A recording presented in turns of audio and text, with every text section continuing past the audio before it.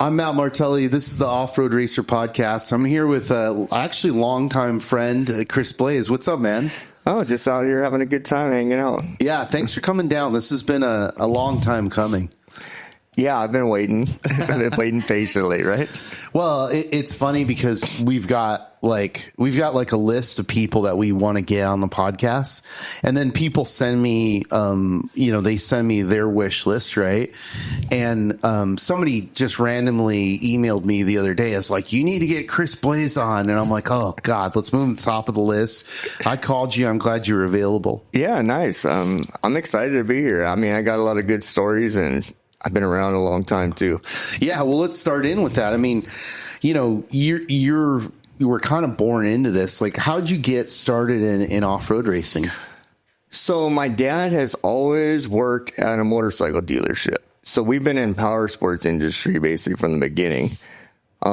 We rode a lot, we just did family rides, but I didn't do like my first race on a motorcycle until I was 16. And we just did some local enduro events.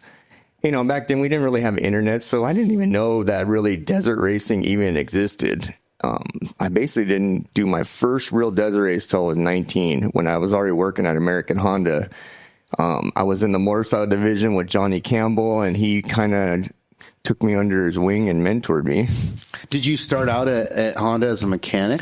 So basically I was at my dad's, where my dad works at old Mid-Cities Honda. So I was there from 15 to 18 years old, and Ray Conway, so he was my dad's rep, and he said, hey, I'm not going to be your rep anymore. I'm taking over the service shop at Honda. I'm looking for a lot lizard. So my dad's like, well, my kid's here, and I'd love to get him out of the dealership. So basically, I wasn't even of age yet, so he postponed the interview process because I think he knew he wanted me. Right. And just made it so I was 18 at the time when he started the interviews for the position, and I got the position. I was literally working at American Honda at 18 years old. No, what was that like? I mean, it's kind of like you hit the jackpot at 18. I mean, you just don't know like the size of that company. I mean, I was young, and I had no idea it's like a city block when you go to the, American Honda facility in Torrance. And I was still in high school, so I would basically get off at about 2:00 in the afternoon. It was like an hour on my motorcycle to get to Torrance in traffic, work for a few hours, and then go home. I did that for about 6 months until I was able to go full time. But Ray Conway, he brought me in, and he was a huge impact on my life. Yeah, that's cool. Well, once you were there, did it kind of open up a whole world to you? It was just, it was I've never been in any corporate environment, and it was, back then it was a lot more laid back, I'm sure, than it is now. And, I was just I was the lowest guy on the totem pole. So they basically loaned me out to all the departments. Advertising department needed bikes polished and moved, and the press department, and we did stuff for legal department. And they just shuffled me around, but it was actually really good because I made so many connections and friends in the division that, they always asked for me if they needed something because I knew I was going to get it done. Yeah, that's cool. And so through that experience at Honda, you met Johnny Campbell? Yeah, he was actually, I was in the motorcycle division. His little pen area was in our same, bay. So he was always there, and I was just interested, of course, in everything. They would get a bunch of cool new stuff. That was right when the XR 650 came out. So they were doing a lot of testing and development, and, all their spare parts when, you see 100 wheels show up. And it was just like, wow, this is really cool. Like, this is how a factory program works. And I would just stay late at night and go and help them. I didn't ask or expect anything. I just went and, I was balancing wheels, mounting tires, whatever they needed. It didn't bother me. I was just trying to learn. Yeah, no, that's really cool. And then a couple of years later, you started racing desert. So I was still new. I didn't really understand and know what was out there, the desert racing, especially District 37. So a bunch of the mechanics in the shop invited me hey, let's go race. We're going to go out to the Jackrabbits race. And it was the first one of the year. And I didn't know any product. There wasn't any way to research it back then, really, of what this even was. There still isn't. It's like we go out to Johnson Valley and look for the arrows that'll get you to the race start site. Right. It's like, okay. It's like joining a secret club. Like it still is that way. Like, you show up to a district race and you're like, who's in charge? What's going on? Where are the instructions? And people just kind of look at you like, you got to figure it out. Yeah. Well, first you got to figure out where to park. For the pit area. And then you got to find out where signups is. Then you might get an information paper, maybe one. And just the whole experience was, it was exciting. I was young. I never really raced. I didn't think that I was going to race, but I signed up in the novice class and I think I got second overall novice and I beat all my friends from work and they stopped going and I kept going. And what was that like? Was that empowering? Where you're like, man, I might be good at this? Yeah, well, my friends, I'm just a punk kid, right? They didn't really, the guys from work didn't. I was still, like I said, I was a lot lizard, so I didn't get a whole lot of credit. And when we went out and I beat them all, they were like, "Wow, you're actually a really good rider." Because I didn't know. I never competed, so you don't know if you're good or not until you start racing against people. Yeah. And then what came after that? Did you start getting more and more serious competition levels? I literally just went and raced every single weekend. Back then, I think there was probably 40 district races a year. Right. So I just went to every race. And then after that, I literally won like every single novice race in a row. And, Johnny was there. Everyone started noticing. I was just on an old CR250. And once I moved up to amateur, Johnny started helping me a little bit more and getting a little more interested since they saw, I think, the commitment. And I went out to the desert races. Like my dad, he's like, I work on bikes all week. He didn't really want to go to the races and spend all the way. So I went out to the races by myself. Right. I pitted myself. I was out there, no club, just winging it. Yeah, that's pretty rad. And then you started doing some of the bigger races after that. Yeah, so Johnny basically told me, he's like, we need to get you on the 650 because that's the bike that Honda races off-road, and you need to do some bigger events. And so I think the first one was the Vegas 200. Mm-hmm. I went to that event and just raced the Ironman class. And that was back when Zitterkoff was like the king of the Ironman back then. And that guy was not easy to beat. So it took me a couple of tries, but I started beating him, and then I think he ended up retiring after that. That's funny. And then how did your racing then progress? Literally, I just kept riding. I think I started doing stuff in Mexico. Johnny then would help me with like pit support in the bike. I would prep the bike, and then he hooked me up with like Chuck Dempsey and my buddy Bo Hayden. They kind of help, pay for some of the expenses. I bring him a really nice race bike. I learned, Johnny taught me how to prep my bike. I started doing my own engines on my own, taking them apart, trying to make them faster, doing my own porting, literally just take it apart and see what happens. And it was awesome. We went heavy, and I think I went from a novice to an expert in 2 years. Right. So everything moved pretty quickly. Yeah, it seems like, because I remember first seeing you, I think seeing your name come up in score races and Best of the Desert kind of around the same time. Yeah, most of the ones I soloed earlier on, like the Best in the Desert stuff, I rode by myself so I could get the miles that I needed to progress quickly. Right. And literally we rode and raced. I had probably 2 weekends off a year. Yeah. We would do a district race, a dual Euro, and then go right down to pre-running, race San Felipe, come back for Sunday race in district again. And it was nonstop. Yeah. I remember too, like seeing the pace of a lot of the bike racers. They didn't really take a weekend off. They would go from racing a major race to the next weekend they're doing a district race and so on. Yeah. We had multiple bikes that I would keep up to be able to do that with. And then, as I got a little more in, Patty was racing quads every weekend with me. So we just constantly were out there, riding, racing, or practicing. And, I always had like a practice bike, a local race bike, and a big race bike. Sure. And that was kind of the only way to keep everything going. But back then, I mean, I could prep a bike in a few days, as long as you had all the parts and equipment, which I had I had access to that at Honda, luckily. Do you think that, understanding the mechanics of the bike gives you an advantage as a racer? Absolutely. Anything that I get involved in, I want to know about every single aspect of it as much as possible. I was just always that way.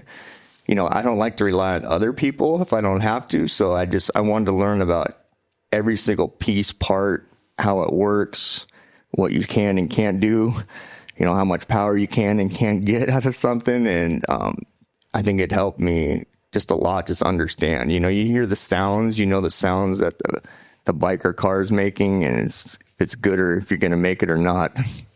Yeah, totally. I mean, obviously, growing up in this, a lot of people that are very good racers are very mechanically inclined. And I believe it does give them an advantage, especially on bikes and now with UTVs. I want to go back to Patty for a second because, most of the time you're racing off road. It's a guy's thing, right? The girls generally aren't coming along. So what was it like when you met Patty and you're like, wow, she likes the same stuff that I do?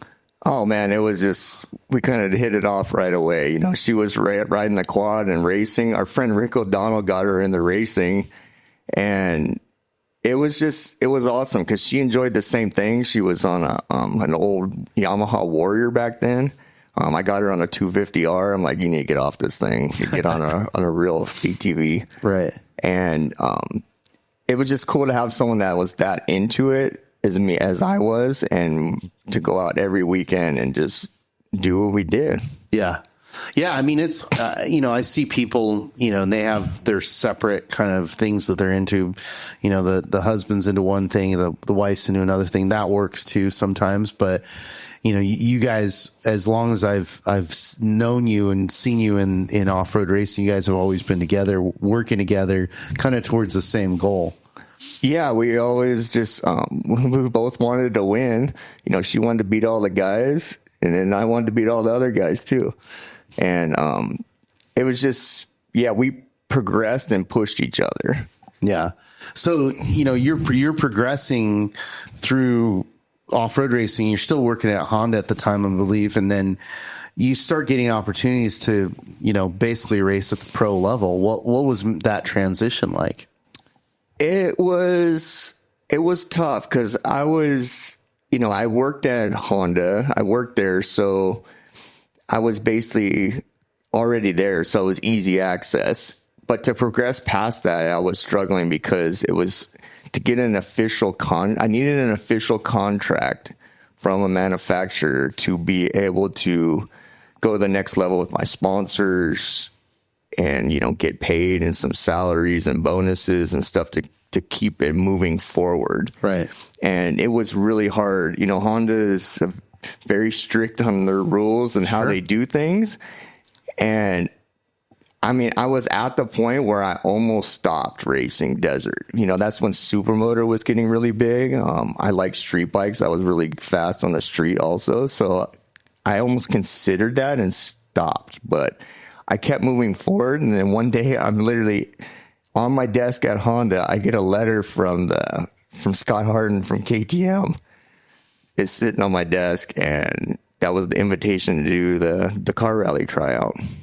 Well, talk about that, because I mean, that's like to me it's an interesting thing because we had this era of bikes with Danny Hamill and where and some of the other guys, Rossler, where in my view bikes were even bigger than four-wheel vehicles, right? The bike guys were the big heroes, right?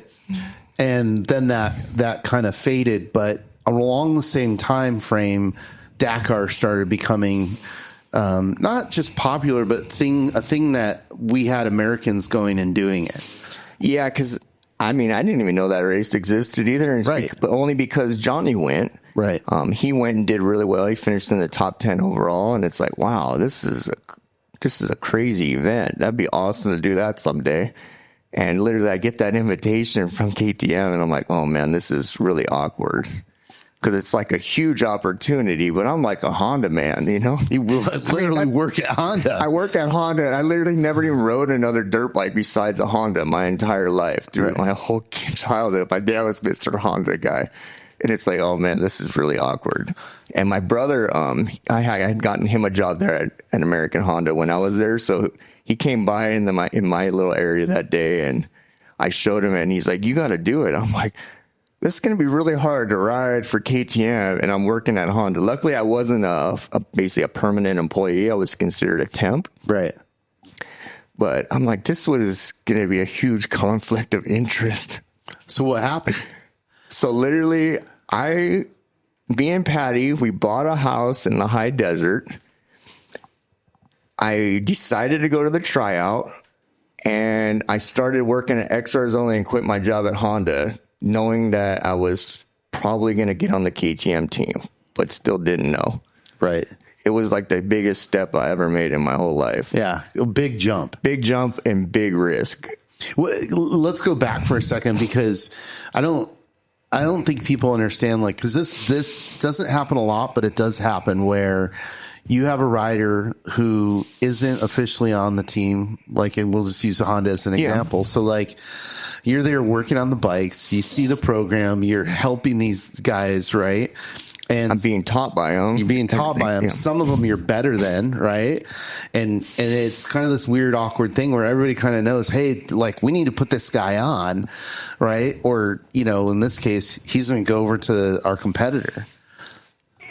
I showed Johnny my invitation, and then, of course, you know, very shortly afterwards, they had a letter of intent they wanted me to sign. Right. Because they invested a lot, but I was already, I think, past that emotional point. Right. And I'm like, no, I'm going to go do this. This is my next chapter, and I'm going to make the team and go to Dakar. Right. And talk about that process, because again, it's like, so you've been racing, you know, single day events, right? And probably, what was your longest race that you did? Usually, like for me, just riding Vegas to Reno. So 600 miles, yeah, right? Which is a long race, especially on a bike, right? But a lot of it's kind of boring, pinned, wide open. So it's not like you're not going into super technical stuff until the end, right? So, you know, you go from that to saying like, oh, now I'm going to do that for 14 days in a row. Like, how do you get to that point mentally?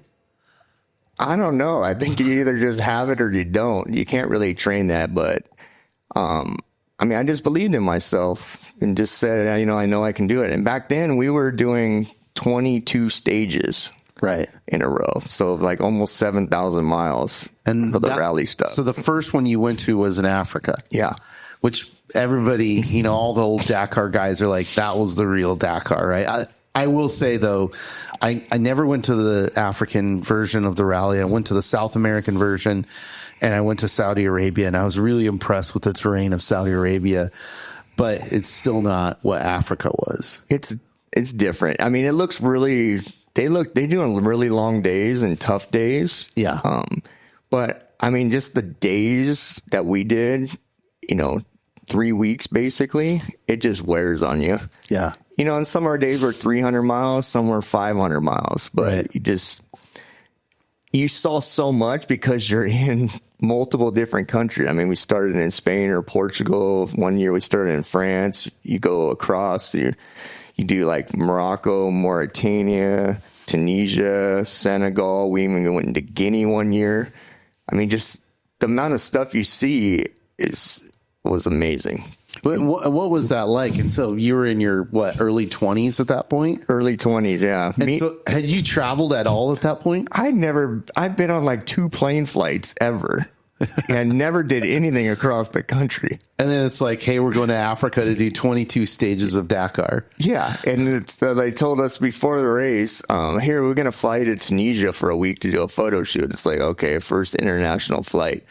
And those are long flights. I was definitely not a fan. Yeah. Then you get in this foreign country, like, what am I supposed to do now? Now we got to get in a rental car and figure out how to drive a few hours and get to where we're supposed to go. Yeah. Well, what was that like? I mean, obviously Scott Harden has this fantastic reputation of being a real champion of moto racing, right? What was that like working with Scott? Was he kind of mentoring you all along the way? Yeah. So when, after me and Kellen got on the team, Scott was basically a rider also.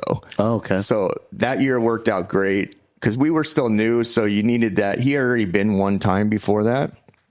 And, you know, he kind of had the lowdown on how things work. And it was a little less intimidating with at least him around to follow the lead. Yeah. So you go over, you do Dakar your first year, and how did you end up? I ended up 9th overall my first year in motorcycle, which is very impressive. Yeah. What was that like for you? Like, you know, again, you're the shop guy. You're the lot lizard. All of a sudden, the lot lizard just finished top 10 in Dakar on a KTM. So, I mean, before that, I didn't even know how to navigate. I mean, we did the Dakar challenge with Jimmy Lewis, so I had like 3 days of navigation training. And then I ended up Johnny actually took me out once and one of his road books out by my house in Stoddard Wells, and we did like another 100 miles. And then I'm going to Dakar.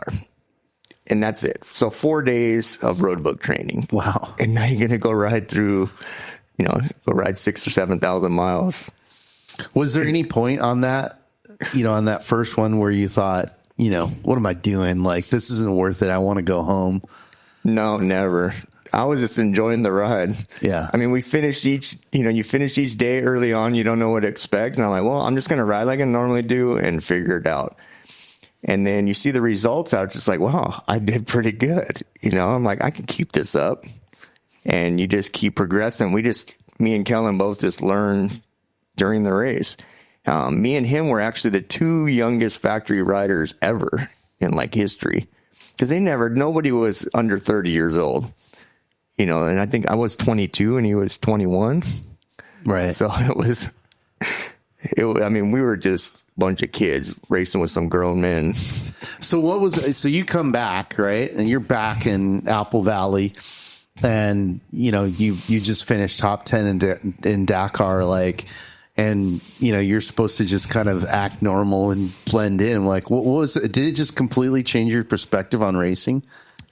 Yeah, it did. I mean, everything else that you do after that just seems like a fun race to do, just a play ride or training exercise.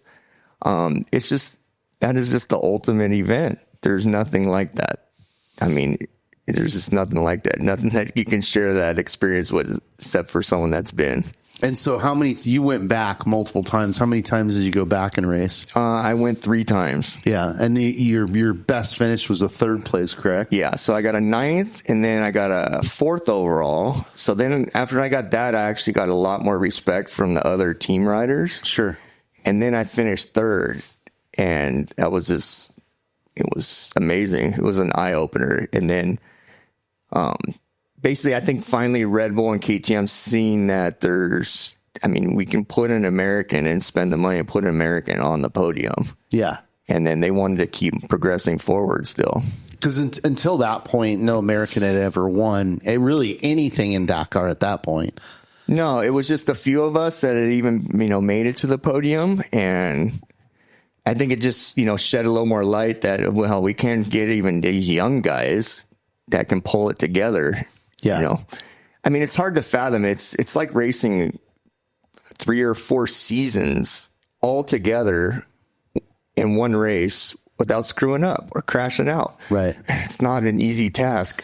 Well, now, like, what did it feel like for you to see Ricky finally get the win, in bikes, for America? I mean, it was awesome to see Ricky win that race because it put the USA on the map. We have the riders, we have the talent. They just never put the backing towards it that it really needed. So it was awesome to see that. And it's still now that it's still going. Yeah. And actually riders from the United States have opportunities to go do those events. Do you feel like you had a part to play in it as a pioneer of that? I feel like, yeah, I did have a part, and it's cool to be a part of that, and I think it just showed that, the young guys can do it, and Americans, we can do it. We just need the help, and we need to get it, get there. Yeah. So, you're basically, that year, you finished third. What year was that?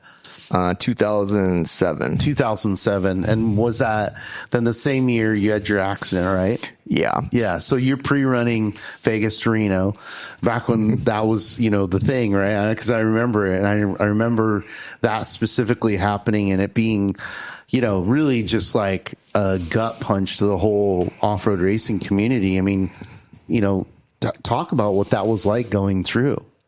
It was tough because I mean, during all this, I was still working for myself full time, to afford to do what I love to do and to go race. Right.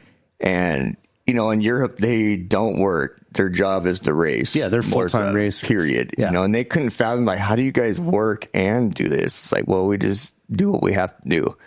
And I had finally just got a solid 2-year contract to just basically race. And I just could work when I felt like it. Right. And at Vegas to Reno, we went to the pre-run because I was supposed to race with Cyril Dupre because those guys were getting interested. They wanted to come over and join us for some of our events since we had all the resources there. Right. And basically on the second day, we left Tonopah, and just a little bit outside of Tonopah, I was on my 525 and Cyril was actually on the big Baja bikes, the custom ones that we were testing and developing.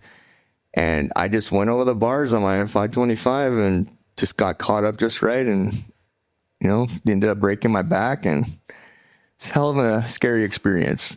I can only imagine. I mean, describe it, because it's like, you're on top of the world, right? You're one of the best motorcycles in the racer. It's really in the world at that point, right? And you're out on what is essentially a pleasure cruise, right? Yeah, I mean, we're just out pre-running. I was helping run the team and just getting ourselves ready. And yeah, everything in my life is going 100% forward and where it needs to be.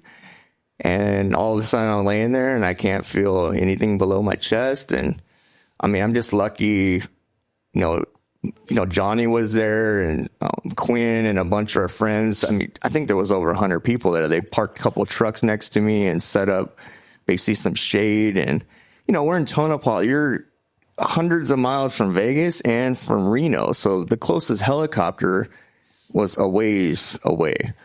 And they basically brought out a truck. The volunteer fire department brought out a pickup truck because they couldn't get me a helicopter without someone medically saying I needed it that had training. And oh God. So they had to get them out there, which took like an hour.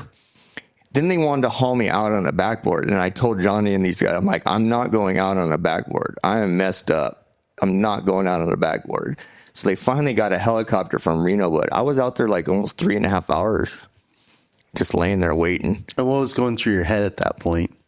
I mean, I was just trying not to die right there. I mean, if I had any internal bleeding or something else really bad, I would have been in bad shape.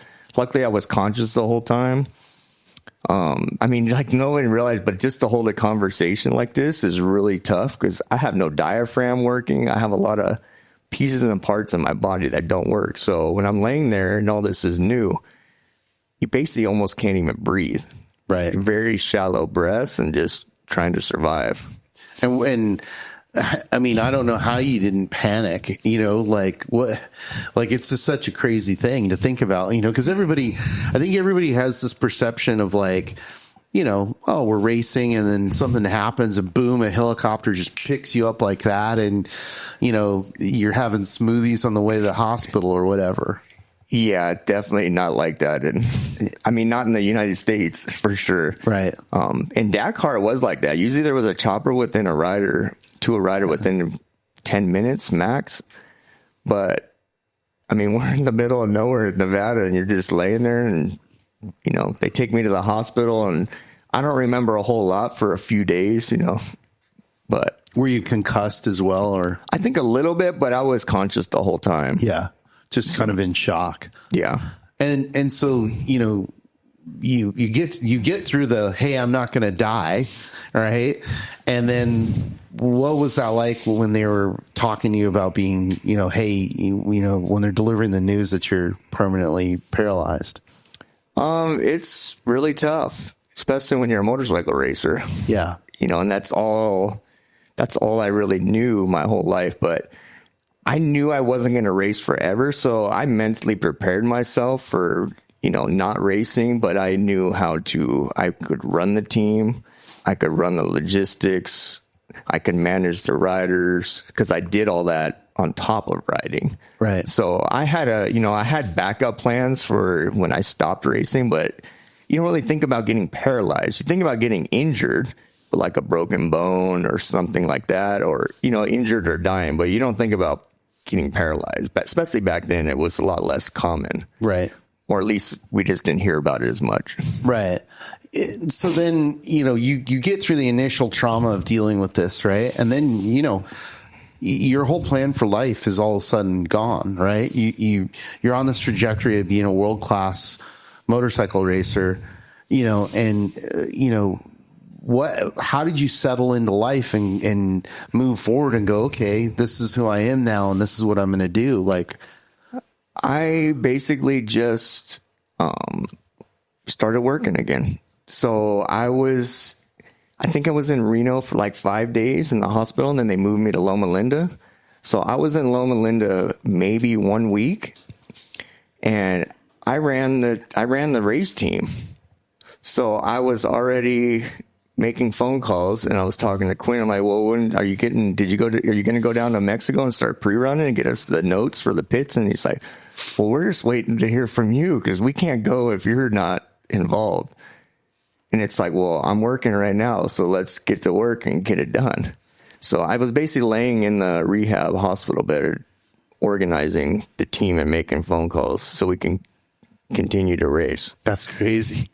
But I suppose that is a way of dealing with it, is going, burying yourself in work and going, hey, let's not focus on, the pain and the trauma of dealing with this. Let's continue to move forward in life. For me, I had to. I had the best thing taken away from me at that point, and I had to just keep going. I had to keep moving forward. And I always tried to keep an upbeat attitude about it because, this was really hard on Patty and my family. Yeah. And all my friends. Because, I was the safe guy. I was the safer one. I was a lot less reckless, a little more precision, how I did everything. And it freaked a lot of our friends out, other racers that were having second thoughts about racing after I got injured. And it's like, well, I got to hold an upbeat attitude and keep just moving forward for the people around me. Yeah. Yeah. And you had to be afraid at that point of like, okay, how does Patty deal with it? Right now she's, with a guy who's paraplegic. Like, did all those kind of thoughts go through your mind? Yeah, you think about a whole lot of things, because I was basically a contractor. I had my own business. I was working for KTM as a contractor, and I'm a mechanic, and I have my own. I can't work. It's like, how am I going to work on stuff? What am I going to do? How are we going to, are my sponsor going to stay on board and not just leave me hanging dry? There's a lot of financial stress that comes with that. We had to work and win races to, make your house payment. Right.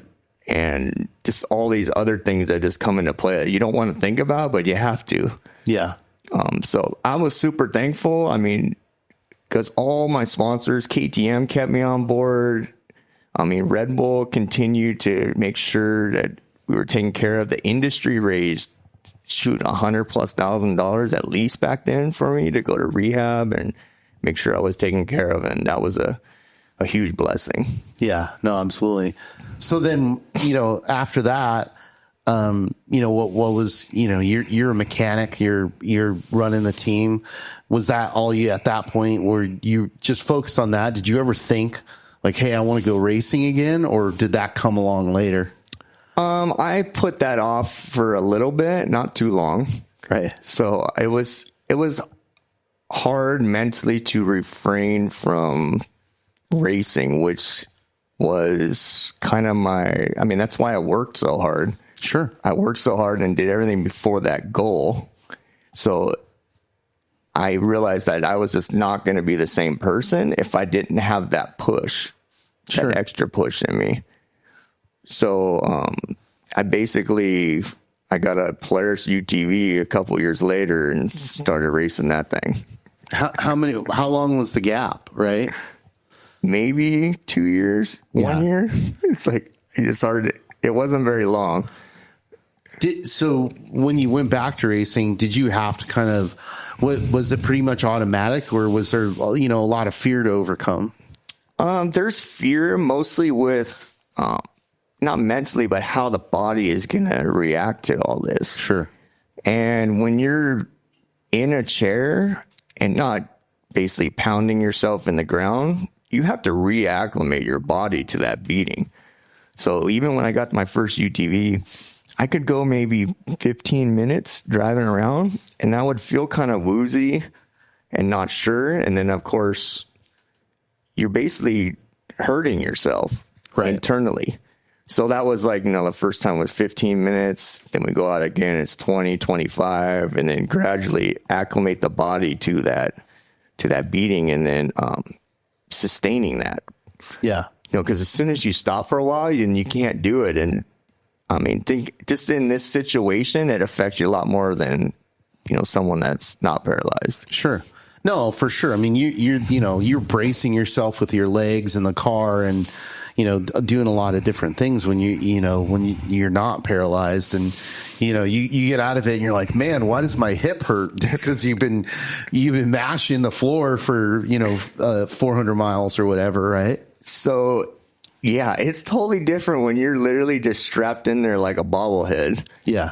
Because there's a lot of different injury levels that people don't understand. I mean, some people are incomplete injuries, some are complete, some still have some leg function. Right. There's so many variations of just depending on the injury.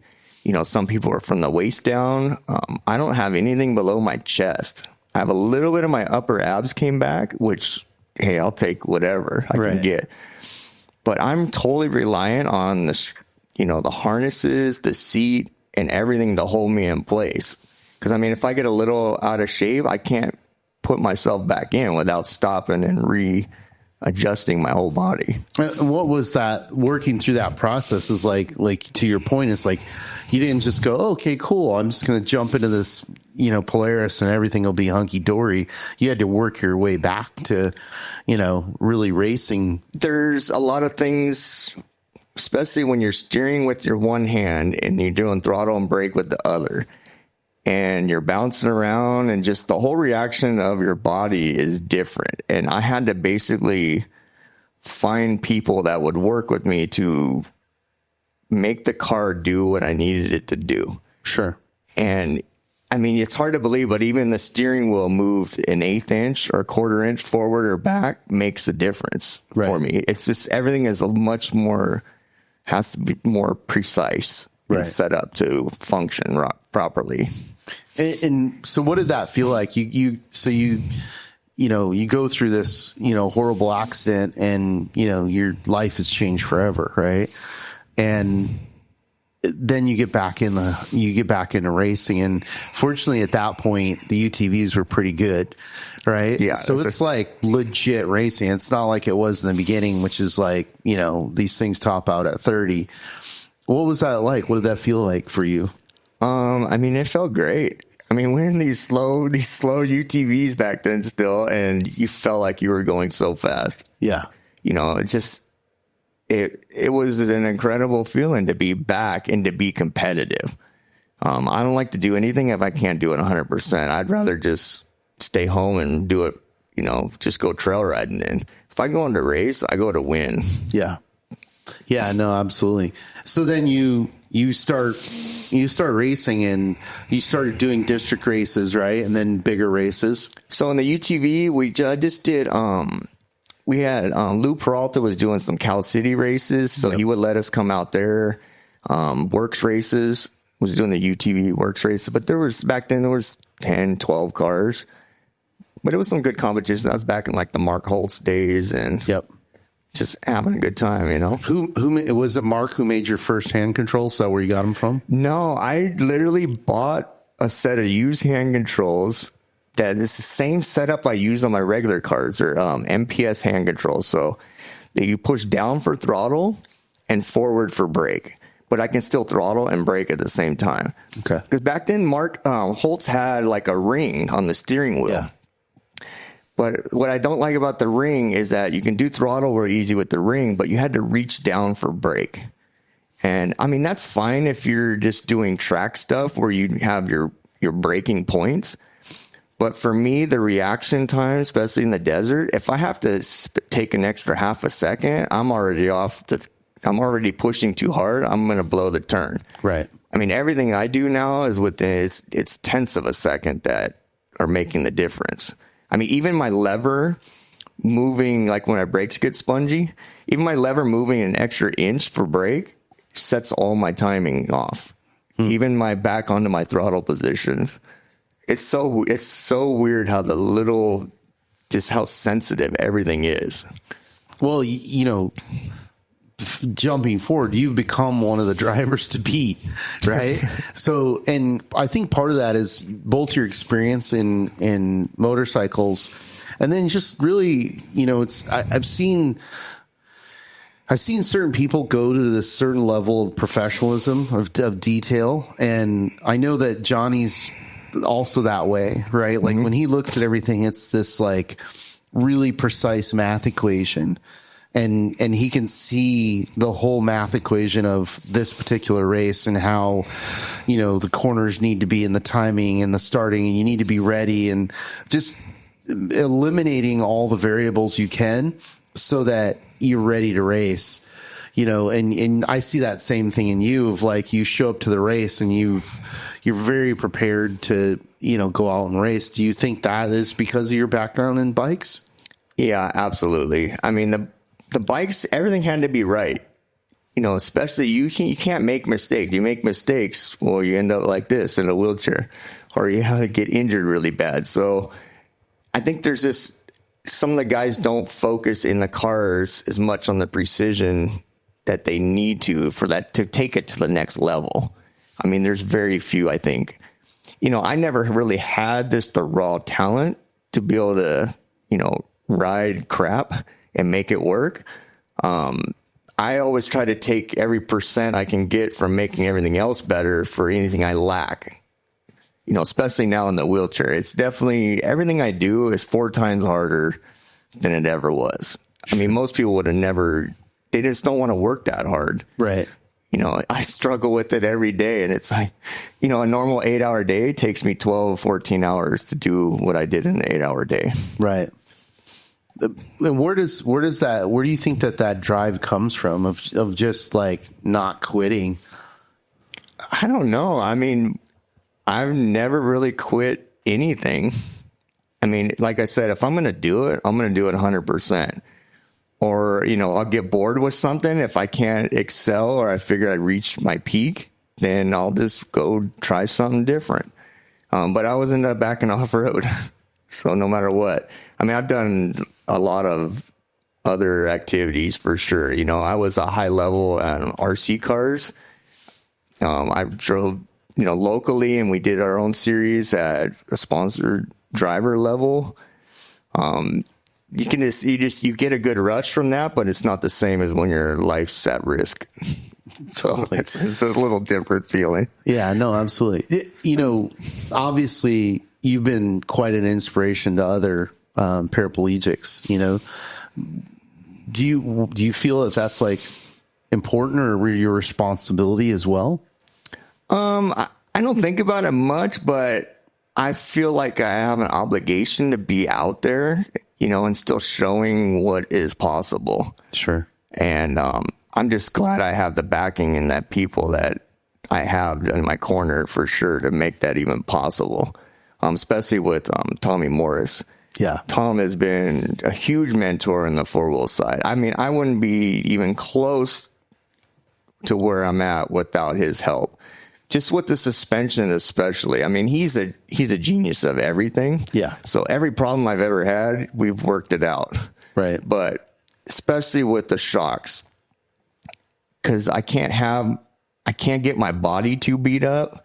So it's just, I feel like he respects me for the feedback I give and how hard I make him push.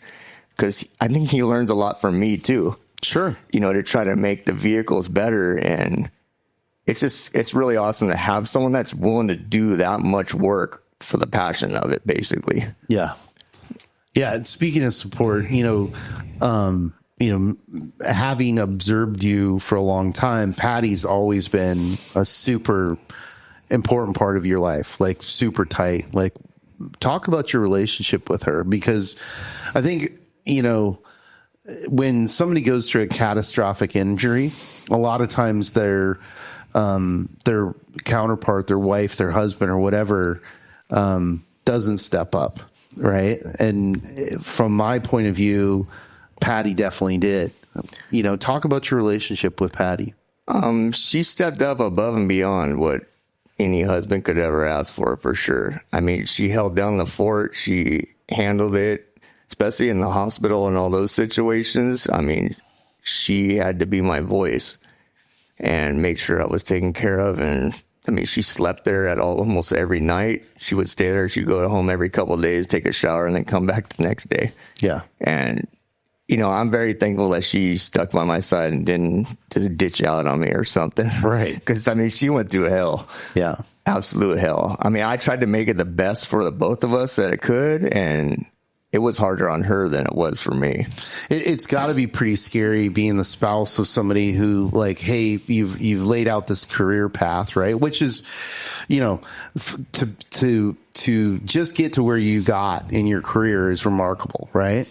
And uncommon, right? Most guys are going to really, frankly, they're going to give up because it's too hard, right? It's too hard to get to the level where you get factory support. It's too hard to get to the level where you get a top 5 in Dakar and everybody's looking at you going, okay, corporations, they're saying, look, we're going to invest money in this guy over the next, several years so we can sell a product. That's difficult. And bikes, it's really difficult, right? You're talking about, I don't know. It's a very small percentage. A dozen people, right, in the world, and especially in America, because again, at that point, no American had ever won Dakar. A lot of people were looking at us like we're the savages, right? And we have no finesse and we have no stamina. We can't game plan. We just want to go in and smash our heads on things and smash through stuff, which is somewhat true, but and then to have this, this catastrophic injury, which like completely changes your life trajectory. Like, I could see how that'd be really difficult for a spouse to be like, okay, now what are we going to do? Right. Yeah. It's, was no plan B, was there? There was, you just kind of figure it out as you go, it's like, well, what are we going to do now? What's the plan? I mean, I didn't know, like, am I going to be able to work on bikes still and keep my business going? Am I not going to have to, finally hire someone or a couple people? I mean, you just don't know. It took me probably almost a year until I even drove a regular car. Right. Just because I'm like, well, I don't feel comfortable yet. And I don't want to injure somebody else. I'm not worried about myself. I don't want to injure somebody else. I'm like, I'm just not ready. And just moving around the chair, just getting comfortable. And, once you stop crashing so much in the chair, it's a little more easy then. Sure. The first few times you're moving around, you're falling down. It's like, well, that didn't work. And you just get back up and, keep on trying different things. But once you get comfortable, like in your own skin, that's when you can finally forget about that part of it, the chair, and then move forward. Do you, one thing I've also noticed from you is like when we're out, at off-road races, like this is not handicap friendly, right? But half the time I turn around and you're over, having a conversation in your chair. You've wheeled through some silt, some, whatever. Is that like something like you feel compelled to do, is to show people like you're not handicapped? Yeah, I like to be as self-sufficient as possible. I have, my extra wheel for the front of this chair that I use to get around, but, I like pushing myself. Sometimes I need a little extra helping hand when it gets a little soft, but, I like people to see me wheeling around and doing what I got to do, just like everybody else. Yeah. And I think it helps. It helps me mentally, and hopefully it helps some other people. Well, it gives me a point to kind of call people out, because I'm like, hey, Chris is over here.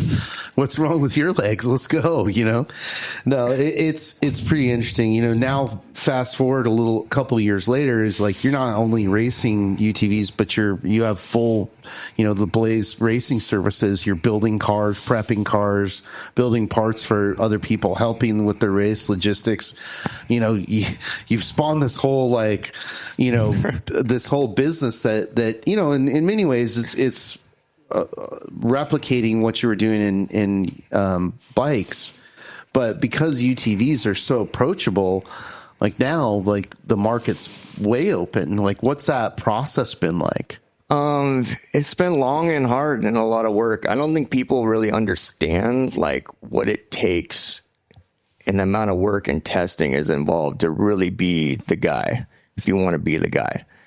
That just was always a part of it. So that's just what I do. Right. But when the Can-Ams when I first got my 2018, the X3, that car was new. It had only been out a year, and my in with Can-Am was actually through the technical side.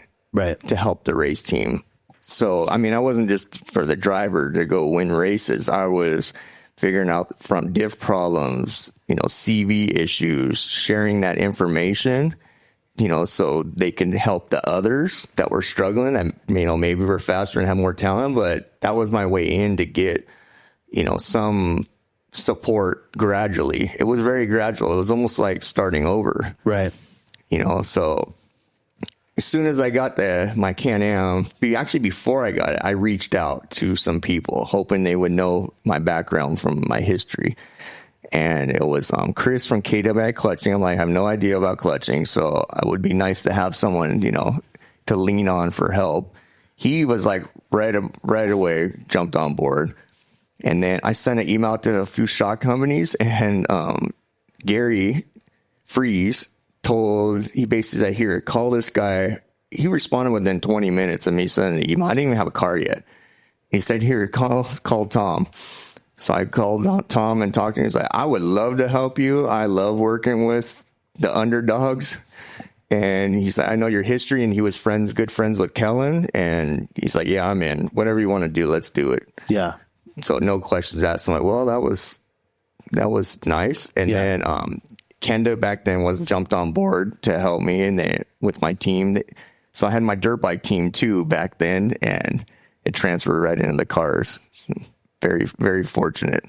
What's it been like now racing UTVs? Is there a race or kind of a moment you've been racing? You're like, okay, this is awesome. This is an awesome extension of the career that I built.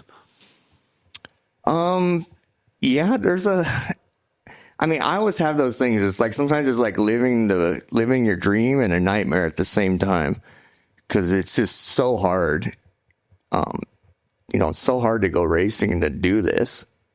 The stress involved, the financial stress, just the preparation time, the testing, and I've had a bunch of highs, really highs, and a lot of lows too. And it's really hard to recover from those lows, especially when there's multiples in a row.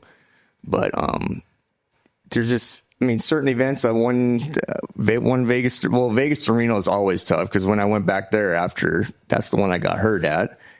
And that was definitely, to finish that and accomplish that was like, okay, this thing isn't going to bother me anymore. Yeah, that must have been difficult. My first Vegas to Reno back in a car was... And we drove by the exact spot where I crashed. Yeah, that must have been, very difficult to overcome, but you overcame it. Yeah. And did it feel like, okay, cool, you got done with that? Now I got the monkey off my back, and I can move forward. Yeah, I just wanted to see what I was capable of. I had I I had something to prove to myself. I don't really care much about what other people think. It's just about, I want to do this and I want to see how high of a level I can reach. Yeah. Now that you're doing this and you're obviously you're helping a lot of people. What's that feel like? Now you get to take your knowledge and, you've been doing it with your bike team, but now you're doing it to kind of some regular people who, either might not be racing or without you helping them get to where they're at, they would have a hell of a time. Yeah, it's very rewarding for sure to help others. I help my main competitors that I race with still against locally. And it's like, well, I want to give you the best equipment and the best chance because I want a real race. And if you win and beat me, you definitely earned it. Nobody's beat me this year yet, so I try to keep that rolling. But I have some friends that are gunning for me, and they're on our shock package, me and Tom's shock package. I've given them driver training lessons, how I do things, the way I corner, and just a little bit of everything. And it's just really cool, especially new racers, to get them. They just don't know. Right. They don't know. And then especially when you put them in a set of shocks that they're like, wow, this is really good. I'm like, yeah, that's a year's worth of work just there. And we're still going to keep progressing. Right. Is that your favorite thing now is teaching people? I really enjoy teaching people and helping them for sure. I take my 2 guys out there with me and my mechanics, and they love it too. It just gets them out and seeing the people's reactions when they're all, when their speed is picking up throughout the day and we're making changes and we're adapting the car and the shocks to their driving. And it's super rewarding. Yeah, for sure. It's cool. Like I see the path of you learning at Honda, with Johnny, and Johnny's one of those people too. I think he gets more pleasure from, training people than he did actually racing, right? Yeah. And it's cool to see the ascent of that program and winning Dakar, right? Everybody who was involved played a little part in that, but that's cool to see. So what do you feel like you have left to prove, with your career? Are there any race wins that you're like, hey man, I need to get that one done? There's some on the list. I've never done the Mint before. Yeah. And I want to go to do the Mint for sure. Yeah. So I just never had, I haven't had a Maverick R basically built with the fuel cell and stuff yet. Right. But there's possibilities. There might be something for next year. Yeah. And I got a few, I got things on my bucket list I got to do, Sure. And I'm not going to come half cocked. I'm going to be ready to go. Yeah, absolutely. For sure. So there's that. And I've always wanted to do NORA. Yep. And I do want to do something in Mexico. Yeah. Haban 1000. I actually get some of the guys I help train and work with, I get offers. Right. So it's just figuring out. I don't know. I want to go win too. I think so. It's really hard, to find that team that's gonna we can take there. It's kind of funny. It's like, that's one of the problems that I have now when I get asked by teams is like I have this level of how I want to do things, and if it's not at that level, I'm like, hey, I've spent the night in the desert before. I don't need to go do that again, right? Like I check those off my list, but I think it's very interesting too. I would think that there's quite a few teams out there that would look at you and be like, man, if we put him in the middle section, that's that's golden, or the start or the finish or whatever. A lot of people think like my hand controls are super sophisticated, but they're literally all mechanical. So my foot pedals are still there, and I purposely did that. So if the opportunity arises in the future, it's a simple bolt-on install, and someone can still jump in there and use the foot pedals in my cars, and nothing's in the way. So I purposely did that instead of this intricate setup for planning for the future. Yeah. And try to make something a little more easy bolt on if I ever get in someone else's car and go race with them. So, for your business, I want to talk about that a little bit too, because I think that's an important part of what you're doing, because it essentially gives you the opportunity not just to help other people, but you're taking the things you're learning from racing and you're prepping vehicles, you're building products. Talk about that process a little bit. So I spend a lot of time driving in the desert. I mean, probably more than anybody else. I mean, I do about 10,000 miles a year in UTVs, and most of that is at up tempo testing or racing. And, I mean, I've already been through like 30 something versions of shocks with Tom on the Maverick R. Right. I mean, full internal changes, removing bypass tube hole, just crazy amounts of work. And driving, testing tires now with Maxxis, and just R&D and development is huge. And it's finally nice, because normally we just did that as selfish. Sure. We would do all that work, but it would be for ourselves to go win. Right.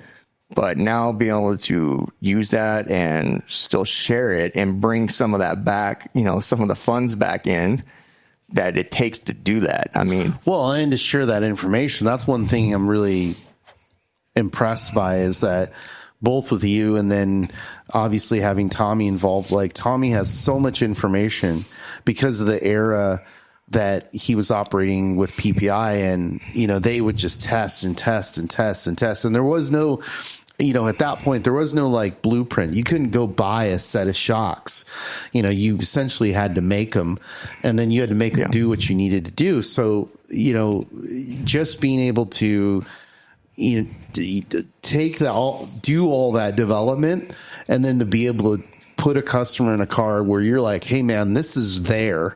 Like, maybe you want to make a few tweaks for your own personal, style or whatever, but like you're in the ballpark.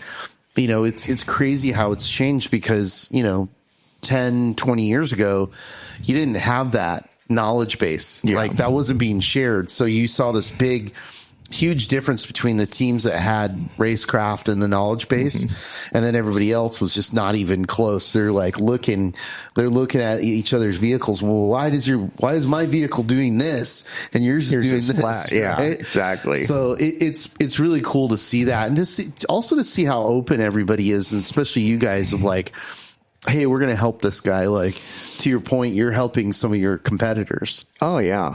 Yeah. I mean, they want to beat me. I know they do, a lot of them, and that is perfectly fine, because I want to beat them too, and I want a good race so I can push myself and keep myself at the level where I'm at least maintain it, if not increase it. So it's just the learning experiences through all that testing and development. Yeah. I mean, even if we're just testing shocks, we're still learning about tires.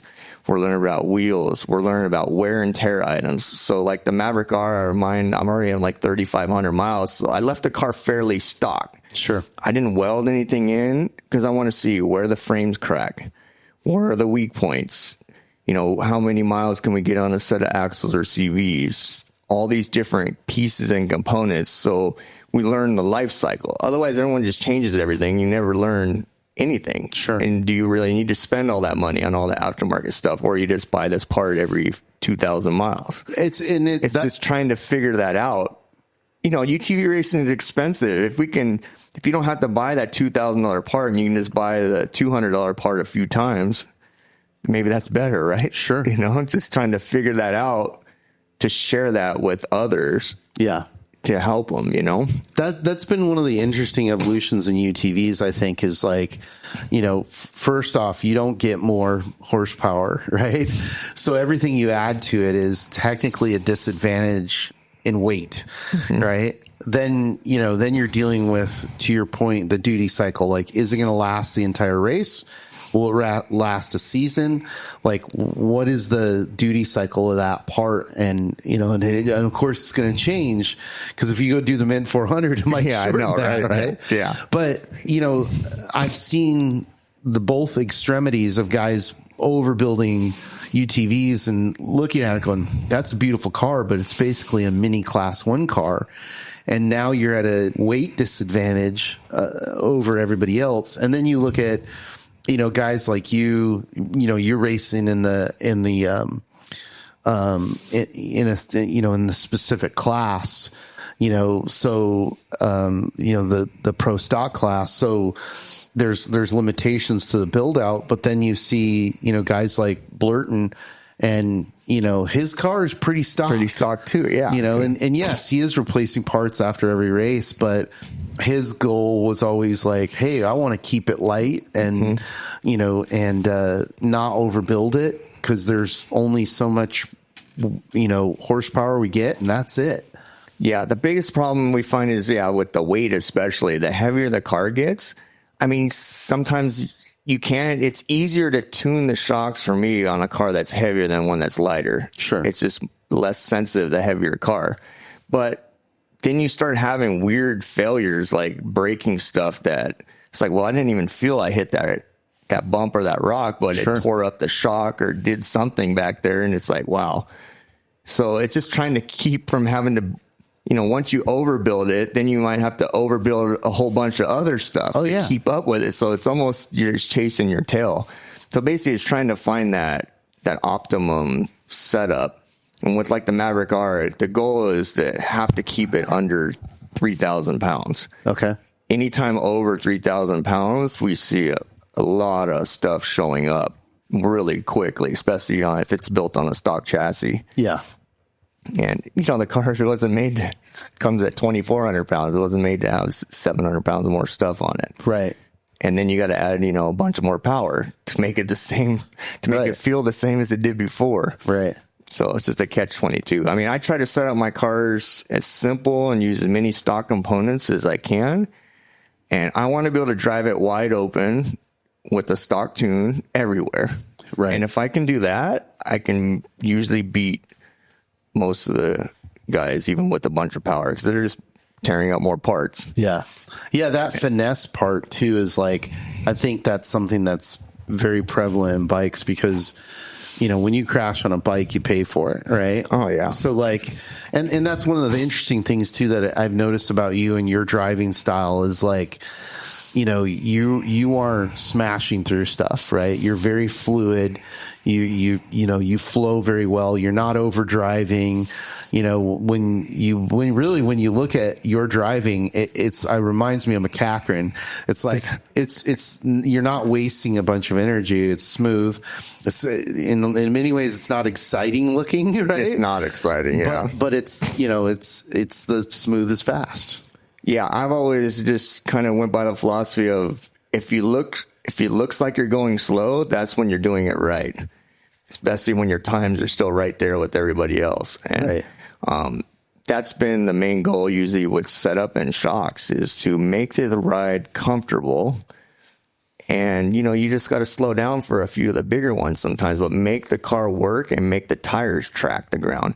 I watch a lot of UTVs. I watch a lot of, videos and stuff, and the guys are jumping through the bumps instead of driving through the bumps. Right. And personally, I'm like, I don't think I could even physically drive that car that I just watched the video of. Right. I mean, you got to be young. When you get older, our eyes don't focus as good. So if I get too much chatter, I mean, it's like, it gets harder to see. So all my setups are tuned specifically for me. Right. And my age and what my eyes and my body are doing. But it is, anyone that gets in one of my cars is usually just dumbfounded of how it actually works. Yeah. Just like, it just makes no sense. Like, how can it be that smooth? But you look down and we're going 80 right through some big holes. Yeah. But it's like a Sunday drive. Yeah. Well, that's knowledge, right? I mean, that's knowledge and setup, and you're obviously doing the work. What is the future hold for you, you think? I mean, I'm enjoying my life right now. I get to race some, which I don't need to race, but I like racing a lot. I like to be competitive. It brings in business. It shows that we're still on top of the game. So I just been doing local races the last couple of years, and I get the most enjoyment out of that. We do it as a family. My brother rides with me, my little niece and nephew, my parents come out. My, Patty's always there. Just the whole family. We go and we get to go camp together and just do our thing. And it's awesome. It's like a lot less stress. Some fast guys come out once in a while and they if they don't win, they don't come back. So it's just a good time. It's hard to, I do a lot of miles in our local deserts where we race, and you just figure it out. I'm not easy to beat. Yeah. But I do want to get out of some big races and compete against the fastest guys, and see where we're at least for a few races. Yeah. Well, we'd love to have you out at the Mid or the California 300 would be a no-brainer. That's your backyard. That one's a little hard on the cars. It's a little hard on the cars. Yep. That's what we do a lot of our testing. And the poor cars, they suffer a little bit. Yeah, absolutely. 300 miles of Barstow is no joke. It absolutely isn't. But you get to the end of it and you've earned it. You definitely earned it. Yeah. Oh, that's awesome. Well, thank you for coming and doing this. That was awesome. Yeah, awesome. Good times. All right.